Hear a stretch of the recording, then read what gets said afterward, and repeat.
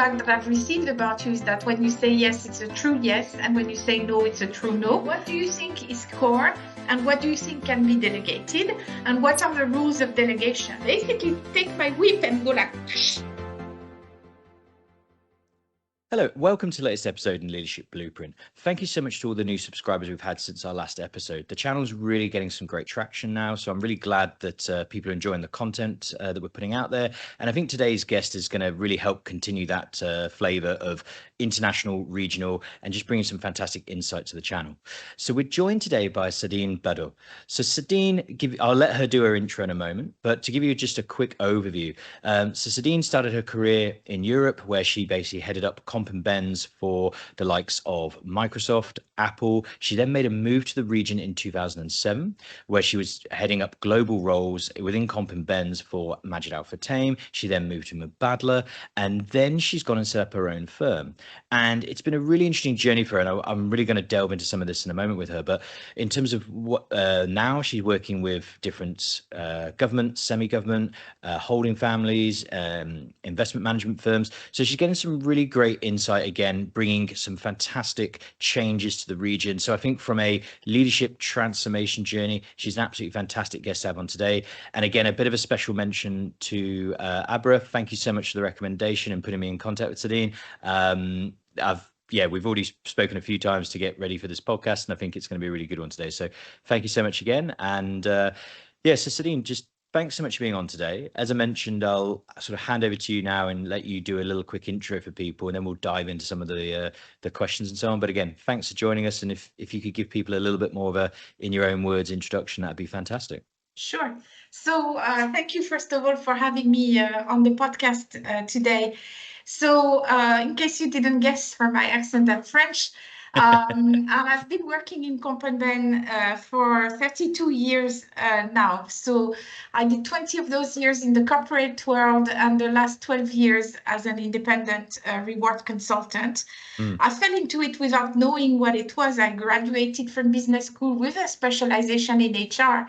But 30 some years ago, nobody was teaching compensation and benefits. It didn't exist as a function within human resources. However, my first job at Airbus was about writing job descriptions, doing job evaluations, negotiating salaries for young engineers with the trade unions, creating salary ranges and the like. And then until a few jobs later, I officially got the title of compensation and benefits manager for a subsidiary of France Telecom. And I was like, ooh, this title actually has been describing what I've been doing the last few years. No matter what, I'm sticking to it.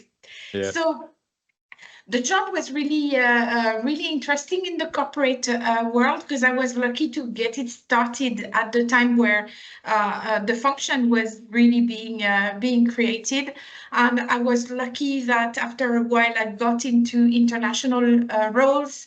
I moved myself across Europe. I lived and worked in Italy 3 times. I lived and worked in the UK, of course, based out of Paris. Although for some of my jobs like Microsoft and Apple, I was traveling. I know the percentage, 74 to 76% of my time out. I always say I know the percentage because I had tax deductions linked to tracking the number of nights outside the country that I was spending for work. Until eventually I moved in 2007 to the UAE. I was the global head of performance and reward for Majid Al Futtaim at the time, so created the function. Then the global crisis happened. I lost the job, came back to the UAE in 2010, and I was the global head of performance and reward at Mubadala. Also setting up the function over there and managing all the relationships and the governance with the different assets, because we had companies that we were owning 100% to companies where we were minority held. So how do you handle Comp and Ben and the relationship with the JV partner? Yeah.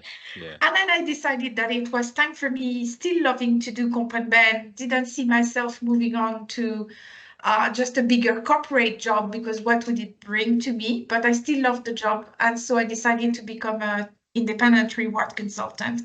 It was an interesting journey because I usually say, as far as I know, I was the first independent consultant based in the region, serving the region. There was another gentleman who was independent before me, but he's serving the region from the UK. I'm based here and I'm serving the clients from the region. And now there is a market. It's not just the one or two people, but there are a number of people who have set up companies. There are people who have decided to be freelancers. There are people who are in between jobs and who want to experiment with the consulting and so on. So there's a whole ecosystem of people at various degrees of expertise within the field who are coming together and working together on projects. So it's been a really interesting journey for me. And at the moment, what I do, traditional consulting on total rewards. I also do training and education. I have designed and they deliver my own trainings. And I have a pet project on which I'm working, which is I'm developing a digital clone of myself, an AI version of Sandrine, which I'm training on all my content because I used to blog. I have done other podcast interviews. There is quite a lot of public content which I'm feeding into the AI, and plus another version that will have some of the more advanced content. And working on that, trying to stay on trend with how the world is evolving. Yeah, and I mean I mean that intro there's fantastic in terms of A, the journey, but B, it takes us really well into, I think, the first set of questions. So, how have you seen over your career the function of comp and bends develop and change? And you mentioned there, like, literally at the start, it was like a brand new function sort of globally. Yes. It wasn't something that was as recognized. So you literally have gone from the almost inception of the job role growing. You've then sort of gone through that journey, multinationals into local organizations, and now you're here and seeing how within the region it's growing and benefiting. So yeah, how have you seen that sort of journey from a professional working on these rewards and structures? How have you seen that kind of develop over the time? So I think initially the function was pretty much compensation. And within compensation, it was base salary. Then as the function started to get a little bit more complex, we added more focus onto variable pay, and especially sales incentive plan, long-term incentive plans at a later stage. So that was the whole cash part of things, if you will. And then it became compensation and benefits. So we started to dig into looking more into the benefits to make a more holistic approach to how we reward employees. And also benefits is kind of something which is really technical because health insurance is not managed the same way across different countries. All the benefits tend to be much more localized in terms of the legal requirements, the governance, and so on, even though you want to have, maybe as a global company, you want to have like principles. And then from there, it moved to what we now call total rewards. And it's addressing a huge chunk of the employee value proposition. It's everything that you give to an employee in exchange for their work. So that goes to recognition, working closely, sometimes under our own responsibility, sometimes under somebody else, but on employee engagement, employee well-being, and even performance management. So depending on where you work and how you work, you might dab into performance management, and then you call yourself performance and reward. You might have done international mobility. There are aspects of talent management that also come into play.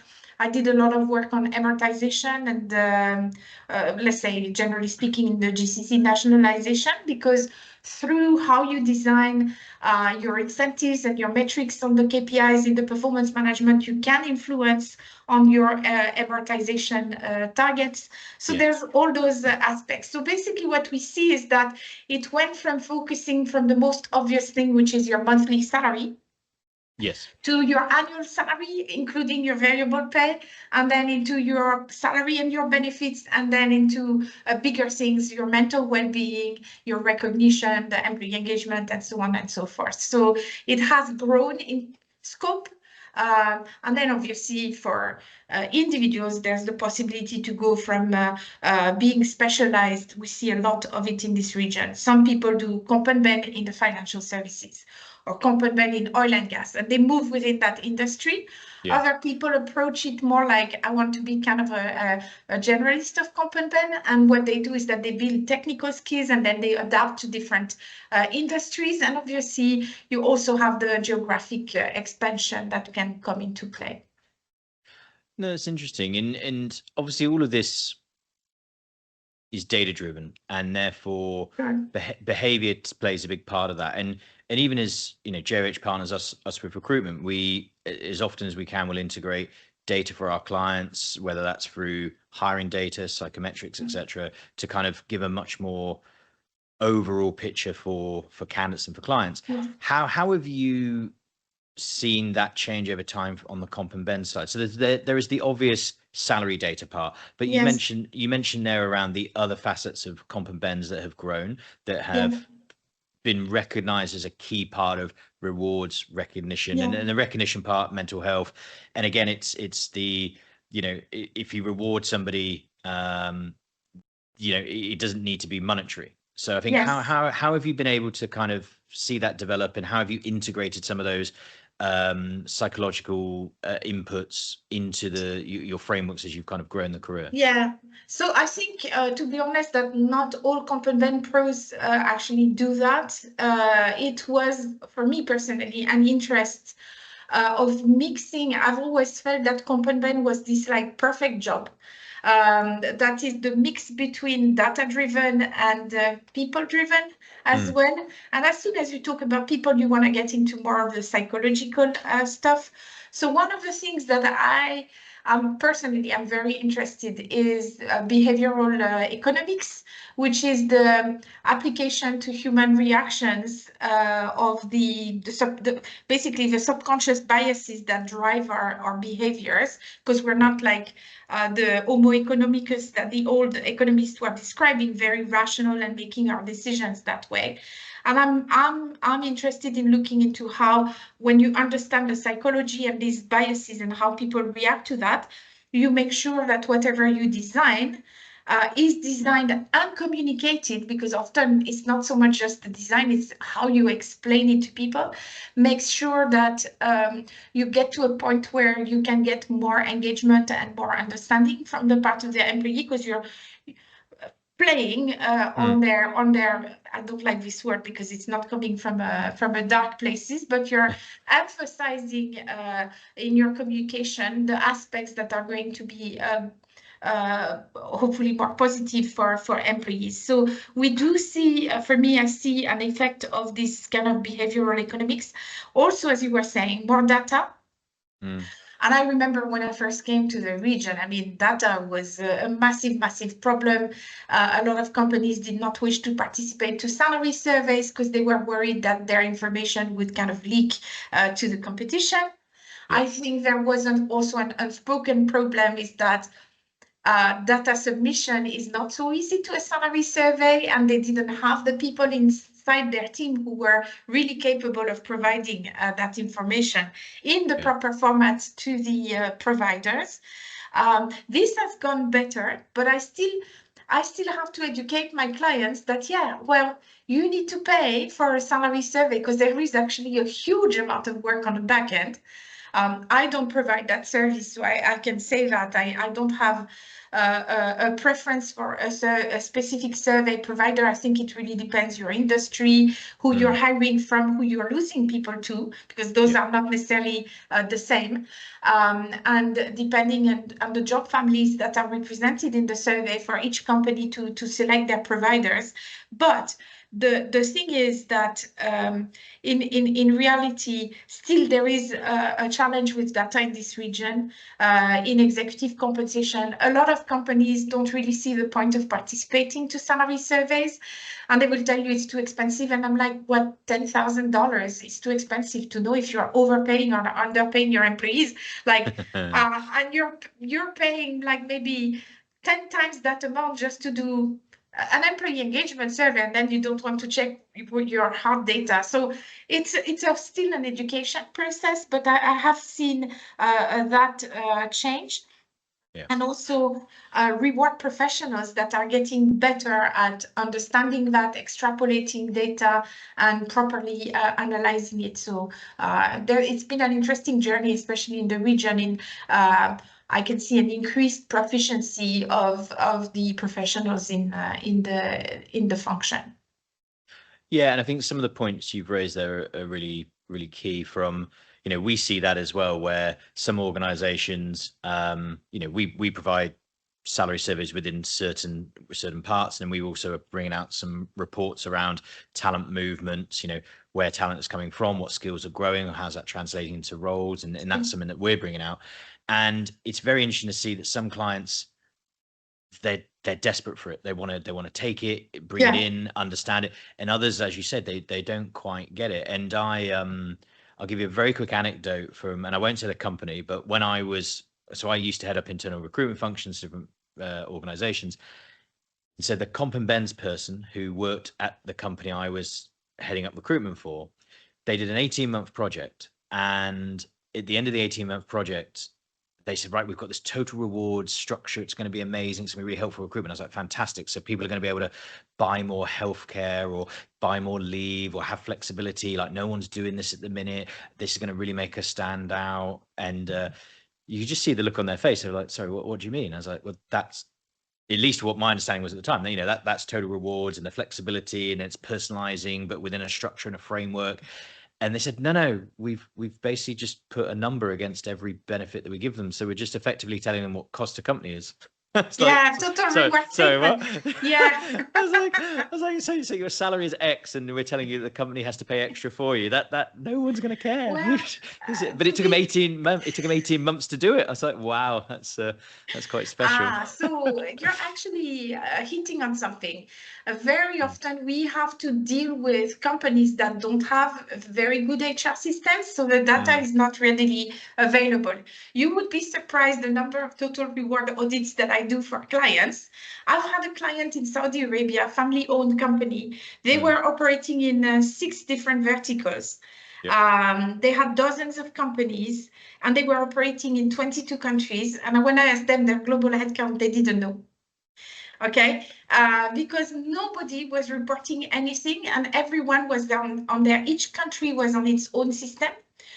So basically, and they had tried to gather the information, and internally there was resistance. Okay, and so I had to basically create a template, educate all HR, tell them you have to submit the information to me with a certain date. So the month after, the data is already obsolete, but it's better to have something than nothing, right?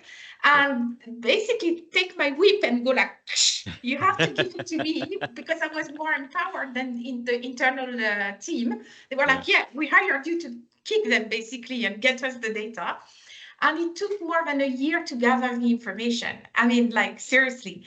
And so I'm coming from companies like Microsoft and Apple that had everything on systems that they had developed in-house because they didn't want to use a competitor software. So all the systems were in-house and so on. And you arrive into this world, and that was only 2.5, 3 years ago. Okay, so I'm not talking. So we really do have sometimes, people have an expectation of flexibility and stuff like that, but the infrastructure is not always there. And when it comes to benefits, I have to say, one of the things that I would love to be able to offer flexible medical spending, hey, if you want to get more vision or more dental or whatever, you can within. But the markets are too small in the GCC yet, and there are too many insurance providers. So until we have some consolidation and they have a bigger base of clients, and they can start to spread the risk around bigger pools of people, it is really difficult to be able to go for that kind of approach, unfortunately. So a lot of us would love to be able to fully do that, but the work on the full flexibility of the benefits is still, especially the insured benefits, is still difficult, because what we want and what the insurance companies, it's not that they don't want to provide it, because they want their clients to be happy, but if they don't have the shoulders to be able to do that, we don't have much power. And the thing is that at the moment, what doesn't really exist in this region is pooling, where companies come together and say, hey, we have similar type of industries and so on. Let's go together, have better price that we get from the provider, and we spread the risk around across more heads. And so like we can then maybe start working towards that. We're not quite there yet, because there's still a lot of, I think, culturally, having lots of family-owned organizations has an impact on how much transparency you have towards the outside world. So transparency inside, but also transparency to the outside world. So, but yeah, that's a very interesting point that you're raising, because we do have what we would love to do and what we're able to implement, and then sometimes those two things don't always 100% converge, let's say. Oh, 100%. And I think your point on the insurance is a really valid one. I even from personal car insurance, in the last 12 months when we've renewed, we've finally been able to have going where the right deal is, whereas previously it didn't matter pretty much who you were with, you paid less, or starting to become some differentiation. So it's an interesting point. I hadn't really thought about that from the reward side, but obviously health and benefit side. But even on motor, you're starting to slowly see some differentiations. That's interesting. So I suppose that takes us nicely into, and this will obviously be different between global and regional, but what do you see as the kind of trends and changes that are going to happen over the next 5 or so years? And of course, this might be, globally, this is going to happen in the Middle East. We're still catching up, so we're just going to do but look into a crystal ball. Where do you kind of see key changes happening? So I do see more data, and nobody talks about AI in component, but it is coming. And so we're going to see that for the organizations that do have systems, maybe from the global providers first, or the very focused providers in the future, which fewer companies like Workday and so on, that fewer companies have. But we will start to see AI-supported analysis and things like that. So this is going to help. And my hope is that it will help the function have more time to focus on running multiple scenarios to try and figure out a solution to a specific situation, rather than having to clean the data as much and spend so much time gathering that information and so on, which is the foundation step, but it would allow us to move into more advanced thinking. So I think this will be very important. I do agree that personalization is also going to make a big jump. So personalization, I do have a presentation on my YouTube channel. It goes from the design of your plan, and there are some companies on a global basis that have experimented with, hey, your total package is, let's say, 100,000 between your base salary and your variable pay. If you want to have more variable pay, we will reduce your base salary. We'll take 0.75 of your base and give you 1.25 of variable, because now you're taking more risk. If you want more base pay, we'll take 125 of your variable, and you'll get only 0.75 in your base pay. I mean, those are numbers, but that's the principle. So some companies have started to experiment with that, or saying, hey, do you want more base pay or more vacation days or things like that for new hires? In Europe, we have seen some companies start to do that. In our region, I don't think that is necessarily going to be the case, but what we will see is companies that start to focus on communication that is more targeted to different inflection points in the employee life cycle and the employee life in general. So when an employee has a child or gets married, for example, it's an opportunity to communicate to them more about this type of benefit, maybe the maternity cover for next year or something like that, so that, you start to customize. So you don't necessarily redesign, but you customize your communication, which already helps. And beyond the individual communication, targeting communication to groups of employees. You don't speak, let's say at the moment I'm working with this client which has food and beverage outlets. So you don't speak to somebody who's flipping burgers the same way that you speak to a real estate developer, right? So even though maybe your salary structure is the same and your incentive plan is the same, you can target the communication by giving examples that are more relevant to one part of the employee population and so on. So I think we are going to see more and more of that. And the other thing that we're going to see is that companies will have to adapt to people like me, the gig workforce. I consider myself part of the gig workforce. I do technically have a company, so I'm not a gig worker like an Uber driver or something like that. But, this kind of workforce which is flexible, and there are two main types of those workforce.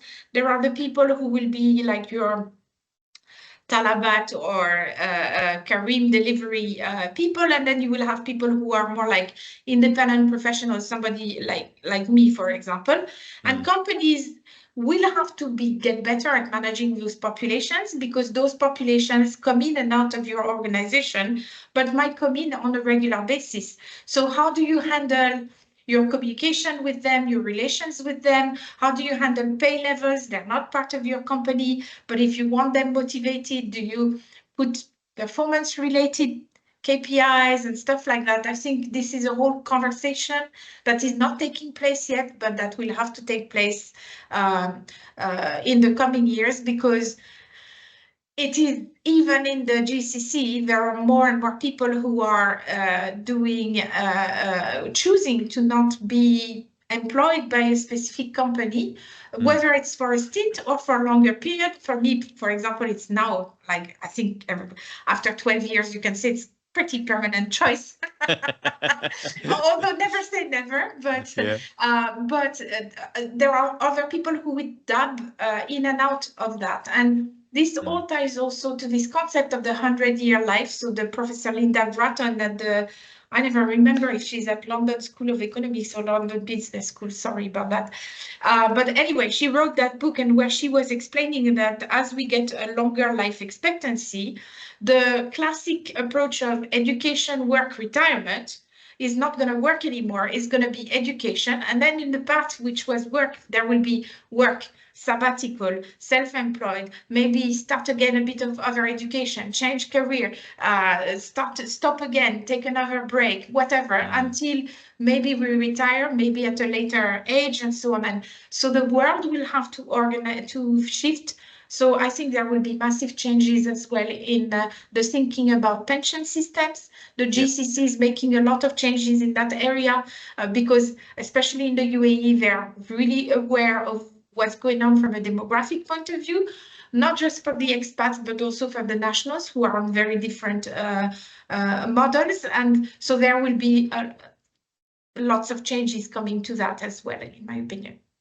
Yeah, and I think, I mean, that especially for this part of the region, I think where people are, it's becoming home. And so again, if there is a different type of flexible benefits, a different sort of outlook, I think, there are things which, when you come at a certain point of your career, or maybe if you are that person that's coming for, 3 or 4 years, you want a very different set of benefits to if you are, you've got kids, you're here for the long term, and, I think all those aspects. So I agree. It's interesting.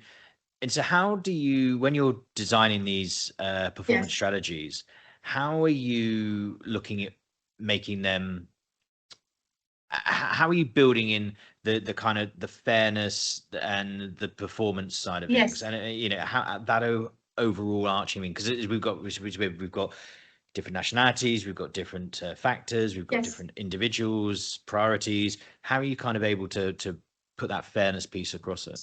So I think first of all is that you want to have frameworks in place, and you want to create frameworks that are specific to your company and its situation. The economic situation. So if you think of performance, right, there is the overall company performance, and there's the individual performance as well. So you might be in a sector which is not doing good, but your company is doing really great. You will not design your rewards in the same way that if you're a company that is not doing so good in a booming sector, because you're going to have to struggle to attract talent and all this kind of stuff. So there's an element of that, which means that as professionals, we need to be fully aware of what the business is about, to understand the jobs, so that we can make sure that the KPIs that are put in place, both at the company level, and because very often you have like corporate balance scorecards that trickle into your performance management system, and the individual KPIs or objectives of the employees are going to be making sense and written in a way that makes sense. So that's the technical aspect on performance. The fairness comes into the kind of rules that you put in place. So which amount of fixed pay and variable pay, what kind of ratio between the two do you offer? One example that we all understand is that typically a salesperson would have a lower base salary and a much higher variable pay. They're more money motivated than most people. So this kind of makes sense. You want to also push them to sell more of your product because that's their job, right? So that would be, and the fairness would be that if a salesperson is selling 3 times more than the average other salespeople, they should receive more, because fairness does not mean equality, right? It means rewarding people according to their contribution. Big challenge is how do you evaluate that? And making sure that you try to reduce any kind of bias. So we were talking about behavioral economics earlier. You want to try to reduce any kind of subconscious bias that a manager might have. So in performance management, you would look into concepts of, for example, what we call a calibration or a moderation, where not just the line manager is evaluating the person, but he or she has to defend and explain why he rated this person at that level to their peers, who then contribute their own feedback on that person, because nobody works in a silo anymore. That doesn't exist. So and then this is consolidated at the company level, and over a period of time, what it does, the first year, it's a horrible exercise for the organization, in the sense that it's painful, because most managers come and they're not ready for the conversation. And then when the HR partner or the competent person starts to drive the conversation and ask the questions, they go like, oh, okay, it turns into a real talent conversation. So if your company is already doing those very well, great, you won't have a problem. But a lot of companies are not very much used to speaking about those in a kind of a semi-open forum like that. So the first time is very difficult, but what it does create is that over time you have a consensus of what is an expectation. What does it mean to be an overachiever? What does it mean to not meet the expectations? And you introduce that kind of fairness into the system by opening it to more than just one person, because people sometimes don't like somebody or like that person so much that they don't want to lose them, so they will pretend that they're not doing so good so that they're not poached by the other managers internally. You know, all sorts of internal politics that might subconsciously take place, not always consciously, most of the time not consciously actually. But so that's how you try to ground your thinking. And I think the other thing is in the method that we use. It's not just us complement professionals sitting in our office and designing something. We need to talk to the business. We need to talk to the employees and gather feedback. So very often, if you run a pilot, or if you have some employee focus groups, or you have some employee representatives who give you feedback on what you're trying to design, to make sure that you're kind of meeting the expectations, and that also you're not designing stuff that will have unintended consequences, because that happens as well.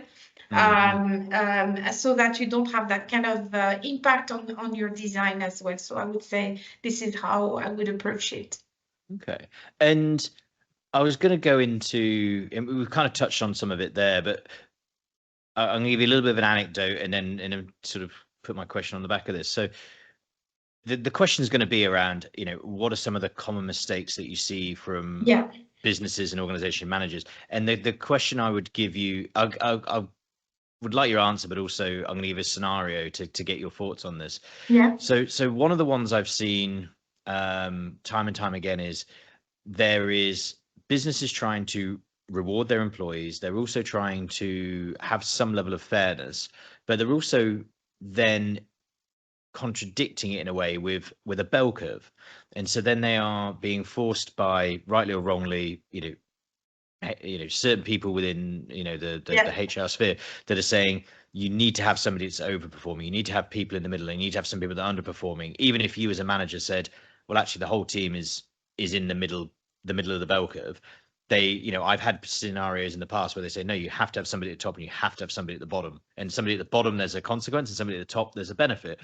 But how have so, that from a mistakes perspective, what how would you rectify that scenario, and then what do you see as some of the common mistakes? I think it's a misapplication of the concept of the distribution curve. So first of all, there are two main schools of thoughts about performance. There is the standard distribution, where you do have, yes, some underperformers and some overperformers, but most of the people sit in the middle and are meeting expectations. And there's another concept, which is more of the long tail, where you have this small amount of people who have a disproportionate impact, and then a very large amount of people who have much less impact. Yes. In terms of performance management, most companies go with the standard distribution. They don't really do standard distribution. They typically have a higher percentage of high performers and a lower percentage of low performers, because we're a high-performing company, blah, blah, blah. Okay. The challenge that I see in the region is not that managers will put everybody as a rating meeting expectation, is that I have seen, and I still see with my clients who put 45% of their employees as above expectations. Okay, so I do challenge that, and I say to managers, when it comes to that, either you have a company which is in the top percentile of all companies in your industry, can you prove that to me with your financial numbers? Okay. Or maybe you need to learn how to manage expectations, okay? Because if you are not setting objectives that are stretched year on year, obviously then people are overachieving, but each year the objective should be stretched a little bit so that you really recognize who are the top performers. If 40% of your employees are managing above expectations, the reality is that where do you find really the differentiation is when people are talking about who's ready for promotion, who don't want to leave, because those will be truly your top performers that the company doesn't really want to see go. So I think one of the things of the calibration session is to come back to say, hey, who's really doing their job and who's also doing really above and beyond. But the other thing is that technically, what you can have is a guided curve. So yes, you do have to have some people, but you have a range of percentage instead of a fixed one. And you also need to understand the purpose of performance management. So I'll give you an example. When I was in one of my last corporate jobs, one of the directors came to me on year 2 of our revised performance management approach, and he said to me, Sandrine, last year I had 3 people rated 2, and I worked with them. 2 of them did good. They really worked better. They're now meeting expectations, and I had to let go the 3rd person because it wasn't working. And now I really don't have anybody that I can rate as a 2. So I'm in a pickle because I'm supposed to have, let's say, 5 to 10% of my employees rated 2, below expectations. And I said to him, don't worry, I am going to support that your curve is not a normal curve because you actually did manage performance. It's not the curve. it matters is that you manage performance in your team. So, but what you're not getting more force in exchange for not having enough tools. You just have more people rated 3, maybe. I'm not changing the rest of the curve for that, because it doesn't mean that more people became better, just that you did manage the performance of those 3 people.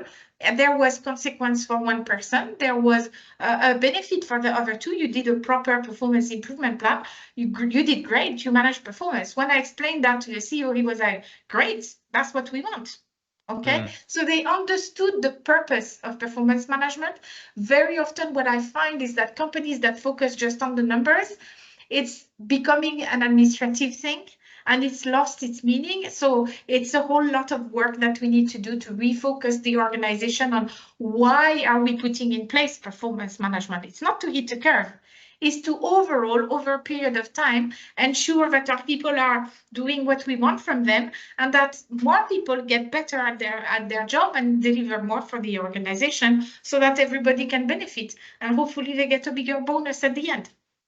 Yeah, and I suppose you've touched on it there, but when you have individuals, senior leaders, CEOs that don't want to listen, that do fight against it, or come with the statement of, I have a 2-tier system, which is completely not what should be done, etc. How do you approach some of those conversations? Is it purely this is the data and then you plan? Yeah, how do you go about it? I think it also depends on how empowered the HR function is in your organization. Okay, so there's what Sandrine would like to do sometimes, and there's what Sandrine can actually do in some organizations, right? So in some organizations, for example, in the past, where the HR, or at least the comp and ben function, was very empowered, I was entitled, or actually encouraged, to stand up, to educate people. So there was first statistics, because numbers is always going to help, especially with business leaders. But also, there is a lot of stuff about explaining to a leader why your approach, which is different from the rest of the organization, is actually unfair to your employees compared to the other ones, because of A, B, and C. And also an education about the bias. So there used to be, I don't know if it still exists, there used to be a website from Google called Rework, and where they were sharing some of their people related big studies that they have done. And they were talking about how the fact that every year before year-end performance evaluations, they would retrain all managers on subconscious biases, because the fact of being aware that there can be subconscious biases does not reduce the bias, because but reduces the impact of those biases, because people think, when they review the work they've done, oh, was I biased? Did I prefer, I'm a Westerner male in my 40s. Did I give better ratings to my Westerner males in their 40s in my team versus, the Asian or the Arab females in their 30s, for example? Yeah, interesting. So when you get that awareness, it reduces the bias. And I think in the end, we also have to understand that compensation and benefits is one of the drivers of, and performance management are some of the drivers of the culture that we want to have in the organization, especially through comp and ben. You can drive some behavior through what do you reward, right? So what do you reward through your recognition schemes? What do you reward through your bonus scheme? What do you reward through the salary increments that you give? What are the things that are important for the organization? Send a message to employees about what really matters and what the culture is. And culture changes over a long period of time. It doesn't change just because we roll out a new set of values or a vision mission and instantly the companies change. It comes from the top, first of all, and it takes time. So we have to also accept that we can't always change everything at once, and it's an ongoing journey. And if we see improvement year on year, that's what really matters, rather than having maybe sometimes unrealistic expectations of rapid change in an area which whenever you deal with people, with human beings, you deal with complexity much more than when you deal with numbers or logistics and stuff like that. Those are complicated programs, but humans are complex and unpredictable a lot more than I don't know, the stock you have in your warehouse or the scheduling that you need to do or things like that. So we have to accept that as well. It's a reality. No, 100%. I think it's an analogy I can share of kind of, and you see it very much in society. So outside of business, where there seems to be no ability for people to see the longer term vision, is within sport. It is all quick fix. It is all, we bring in a new manager. Why aren't we winning the next game? You know, it's very interesting. And I know that that's in a microcosm and a lot more focus, but I think it's interesting. Like you said, it is long-term change. It is systematic change that needs to be done, not just simply here's a new system and a process and off we go. So looking at your journey and then your sort of mentorship of leaders and HR professionals, what are some of the key traits that have made you successful, and then how have you made sure or taught some of those in your teachings to through mentorship to some of these CEOs or you know, CHROs, etc., to help the businesses grow? So I think for me personally, what gave me all those, first of all, there were opportunities that came my way, and there's always a little bit of an element of luck, right? But there's also an element of being willing to take risks and to try new things. So I think this is also an important element. And I think in terms of journey into leadership, there are two ways that you can work into compensation and benefits. You can focus on the technical aspect, and you should absolutely focus on that in your first few jobs, because your technicality is what gives you value as a, let's say, analyst or like kind of in the early stages of your career. But as soon as you start to get into more managerial types of roles, it's about your understanding of how what you're doing is also impacting other things in HR. And then also your capacity to establish relationships and credibility with the business. So I know that we're supposed to be center of expertise, and there are some companies that say the COEs do not talk to the business, they only talk to the HR business partners, but actually it doesn't really work very well when you're like close-minded like this way. Yeah. So this ability to understand the business, to understand the challenges of the organization, and to see where the organization wants to go in the future can help you to design things that are going to support that in the medium to long term. And for me personally, I would say also, I'm very French for that, capacity to say no or to challenge orders that were given to me, or suggestions that were given to me in the very past. diplomatic. So respectfully doing that. I did that yesterday with the CEO at one of my clients. He was like, "Oh, you should do it this way and that one." I was like, respectfully, may I challenge what you just said a little bit, because I'm gonna have to do the work and that's not gonna fly. So if you have established that you're not saying no for the sake of saying no, you're coming with an alternative, an explanation, an alternative, and why the alternative you think is better. And if you've established that you have your technical credibility to do that, and you're truly not just saying grumpy face no and stomping your feet, that doesn't work, but like you're proposing an alternative solution, I think that those who are in power actually do appreciate that, because it means that once you say yes, it's a true yes. I actually had at one point the global head of Compen in Microsoft tell me about it. He said, the feedback that I've received about you is that when you say yes, it's a true yes, and when you say no, it's a true no. And it was like, this is so rare, because it's important for us to have the flexibility as well. I will always say as well that one of the really important things is, as much as I love Compen, my job is not to implement a technically perfect solution. It's to implement a solution that works for my client, whether my client is an internal client when I'm in the corporate world, or my client is a client as a consulting client. So we just did with one of my clients a complete reward transformation project. So it's a fancy word nowadays to say we went through redoing all the job descriptions, evaluations, new salary structures, new incentives, new LTI, the whole shebang. We changed everything. And we had a plan for implementation, and then something happened at the board level, and we had to scramble and redesign and design for an implementation 4 months down the line, which had lots of other impacts and so on.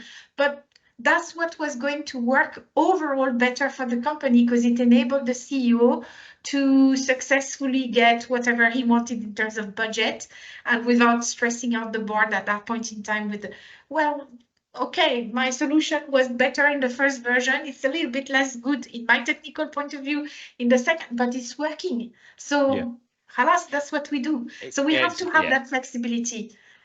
Yeah, it's that whole thing, isn't it? Would you rather be 100% perfect and take a year, or be 90% perfect and it's done in a month? And I think there is that sometimes that sort of balance, and that kind of. So from cultural differences, now again, this might be business cultural difference, this might be mindset, this might be sector difference, or just simply in individuals. How do you kind of, in that scenario there, we've kind of touched on it, how do you get the happy medium in terms of cultural difference, but still kind of getting that consistency and getting the message across, but equally, I mean, you having some of that empathy to say, okay, there's a point where there's no value in the extra push, because we're pretty close. How do you kind of get the point across, cultural difference, but get the balance right? Yeah, I think one of the important elements is to put in place, I'm going to use a big word, governance. Okay. Governance is basically, even though it's like transformation, one of those words that are actually quite simple in what they mean. But the governance is, what do you decide is the core of what you want to do, and what are the things on which you have flexibility, and under which rules do you allow a delegation of that flexibility. So we have lots of family-owned organizations in this region, or even semi-gov, that are actually diversified conglomerates, right? They operate in 5, 6, 7, 20 different verticals, sometimes different countries. What do you think is core, and what do you think can be delegated, and what are the rules of delegation? So the first example I ever saw was in a fully designed level was Microsoft. They were amazing. I'm talking 20 some years ago. Okay? So that's not a very recent example, but they had a whole system even on the benefits. Like if you wanted to make changes to your pensions, the system was, unless the law says that it's a defined benefit pension, we're going to be on defined contribution pension. And the contributions, we should encourage a matching of up to X%, but each country could do whatever they wanted. And then they had rules over, if you want to make a change which is costing less than X per year, then you can do that at the country level.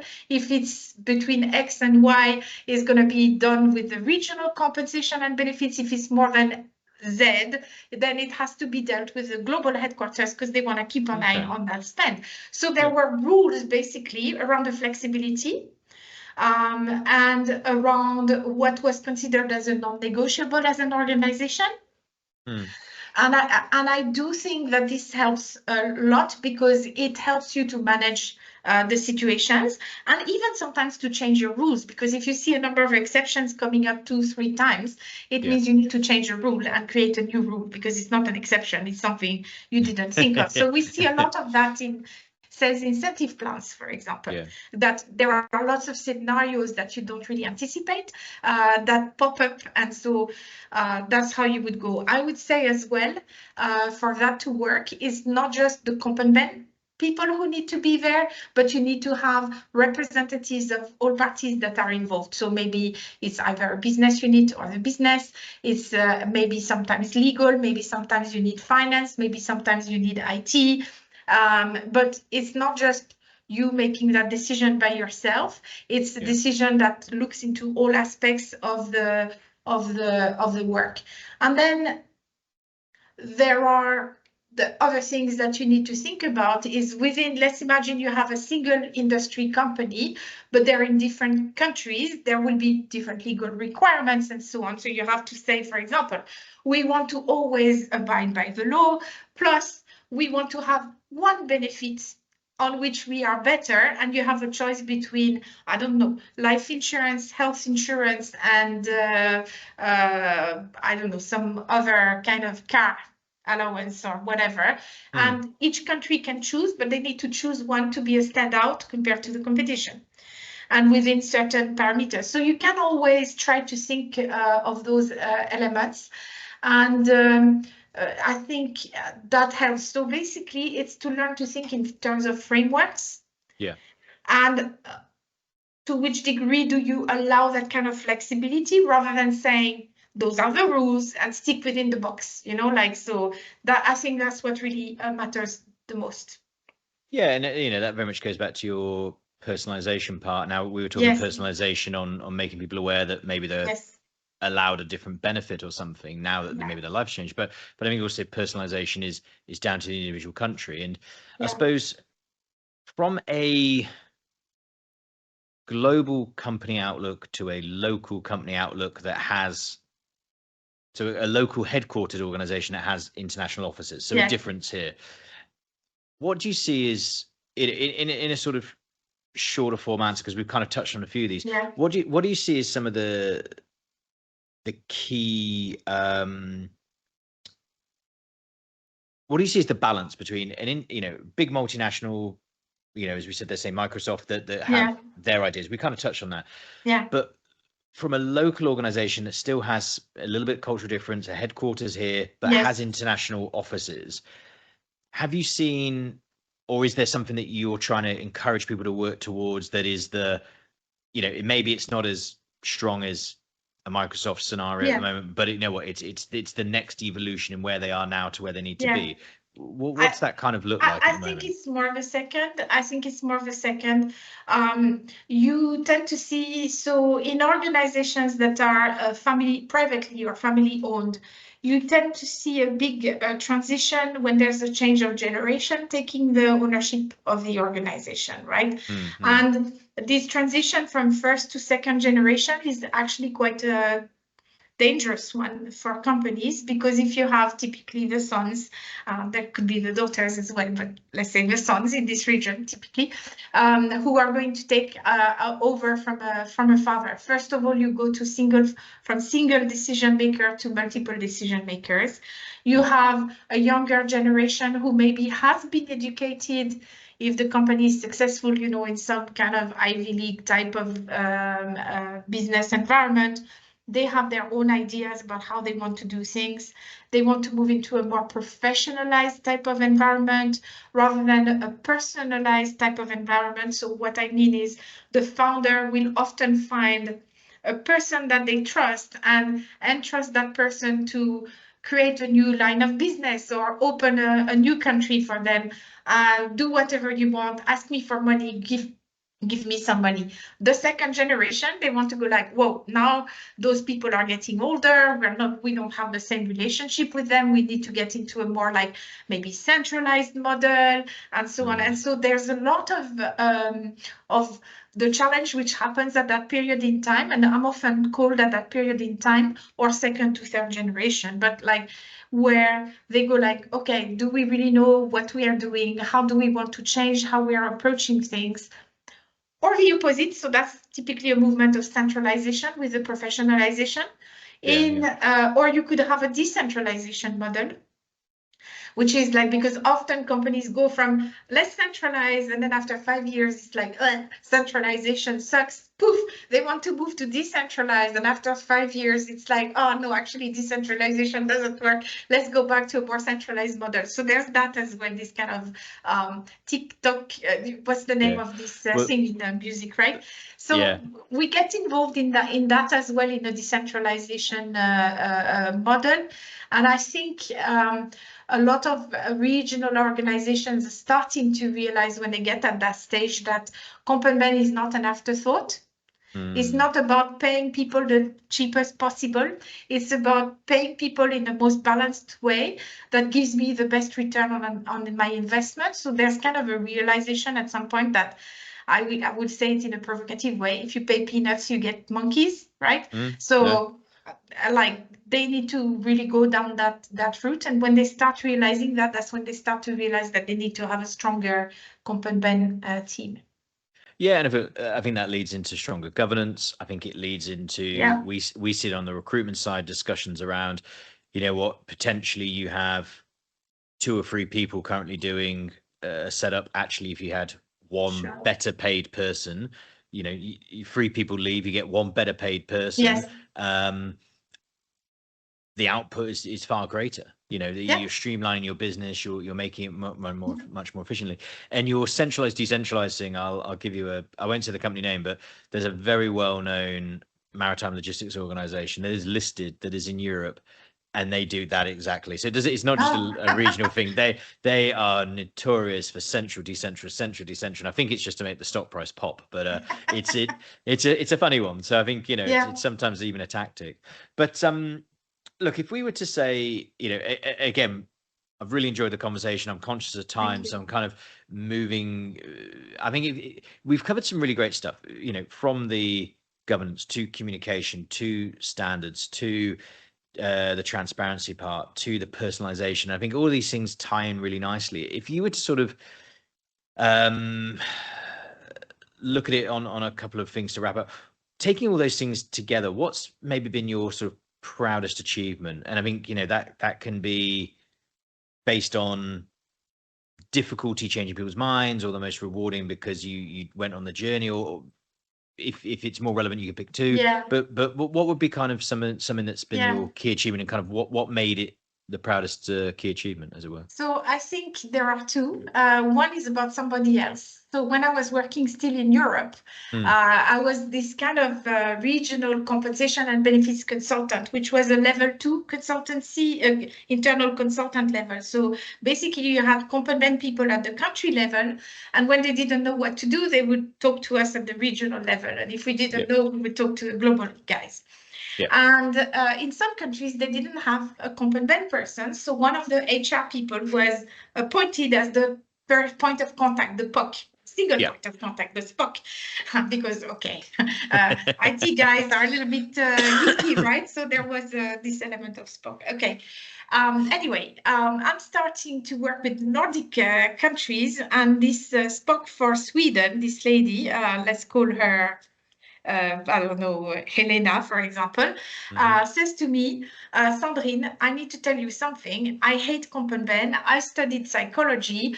You guys only think about numbers, and I just have that position because I'm asked to do it. But before you, the person who was doing it was always asking me to provide more information, and I never understood what it was for. And I said, okay, well, thank you so much for being candid with me. I appreciate. I will try to make you change your mind. Okay, so nice start to your relationship. Yeah. well, but actually, I did appreciate that she was open, because at least I knew what to expect. Well, you can work on it then, can't you? You can work on answering her questions. To work on that, and for me to educate her, and I developed tools for her to help her do her work on the comp part and so on. A year and a half later, she calls me and she says, something, I need to tell you something. I've not told anybody else yet, but I'm leaving the company, and guess what my new job is going to be? I'm going to be regional comp and ben manager for my new job, because you made me love it. And she said, I know it's not going to be my career, but I also think that if one day I want to be an HR director, I need to have that. It will give me more credibility. So for me, even though it's an old story, I'm still very happy about that, because I'm like, 100%. okay, I was able to convert somebody. And on a personal level, I think for me, the thing I'm most proud, to be honest, is when I decided to leave the comfort of the corporate world and set up on my own. And I was truly the first one. And everybody was saying, but Sandrine, are you crazy? You're leaving Bubadala. They pay huge amounts of money, which was nice. I'm not going to deny that. But I was like, I'm at the end of what I can do in the corporate world. I want to do something different. And I'm 42 years old. If it doesn't work, No, I wasn't 42, I was 41, whatever. But if it doesn't work, I can always come back to the corporate world. I'll take another job and I will know, but at least I won't regret that I didn't try.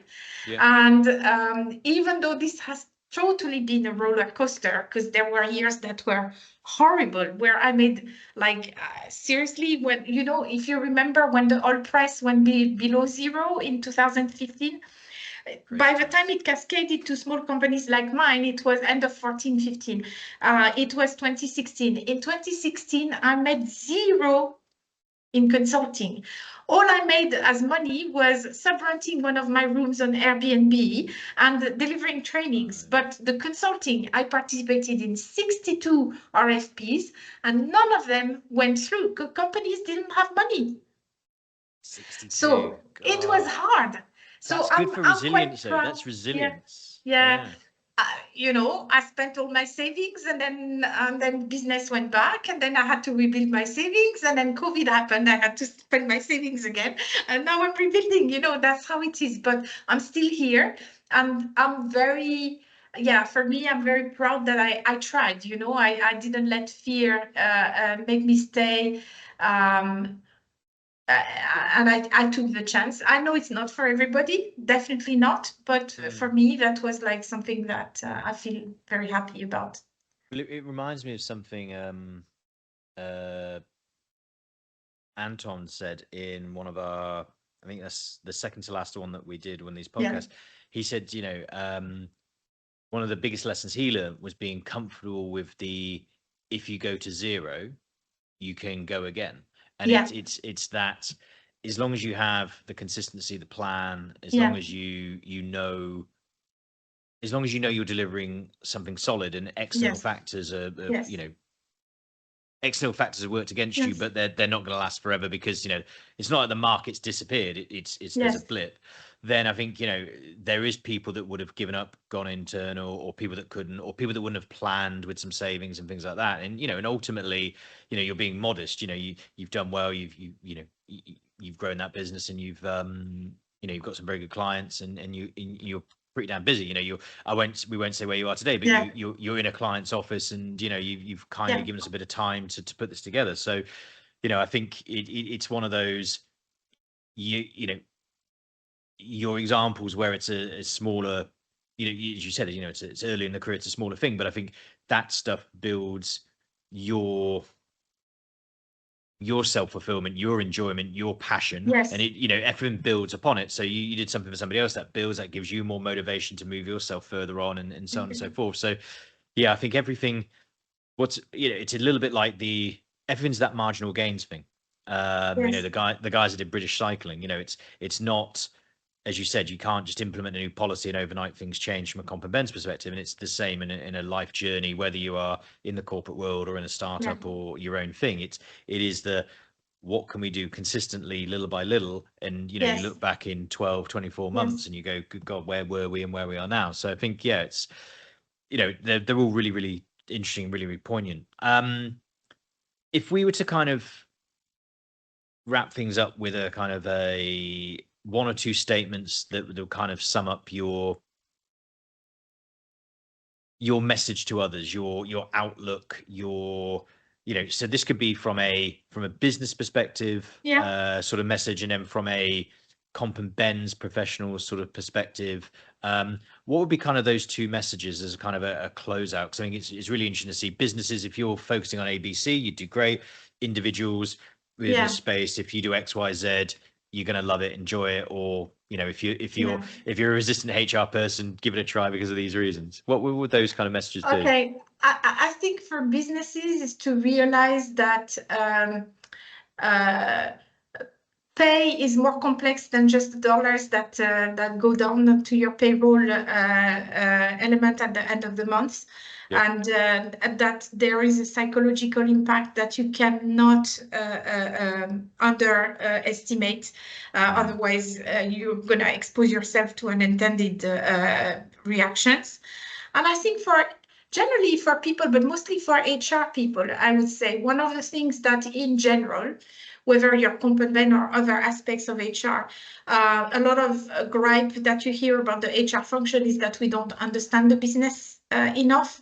And so I would say, irrespective of whether you're working in talent acquisition, talent management, comp and ben, payroll, employee relations, or whatever, OD, but it's important that you understand the specifics of your organization, your industry, but the specifics of your organization, and that whenever you are designing a solution, whether to a small problem or a big problem, that you try to not just solve for today, but build a bit of resilience in what you design, that you try to anticipate what might be the next step so that it can either scale or adapt, but try to anticipate a little bit. So understand the business and try to build resilient solutions, I would say. No, that's fantastic. I mean, two important messages there to sort of finish off with. So again, thanks so much for joining us today. I think it's been really good. To our listeners, please do like, subscribe, and share this content. And yes, Sandrine, we'll catch up in person into the new year at some point. Yes. And again, thanks so much for your time. I've really enjoyed today. Thank you. Have a great one. Thank you. All right. Thank you. Bye-bye. Thanks a lot.